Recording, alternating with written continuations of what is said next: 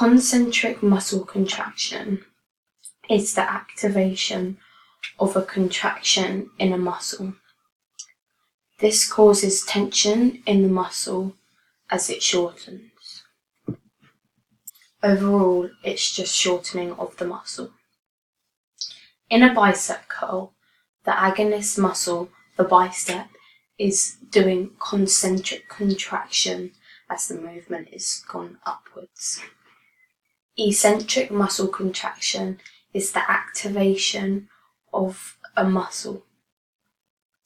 This is the type of muscle movement where it lengthens under tension.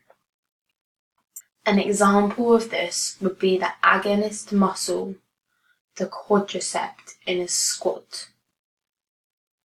This muscle is lengthening as the squat is going downwards, making it an eccentric contraction.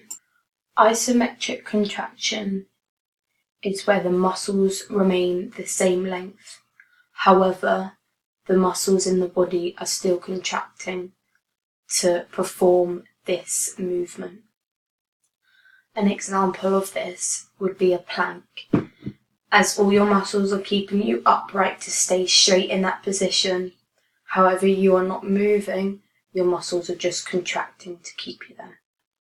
Isokinetic contraction occurs when the speed of the contraction remains constant through the movement. They can shorten at a constant speed. The example of this would be breaststroke in swimming.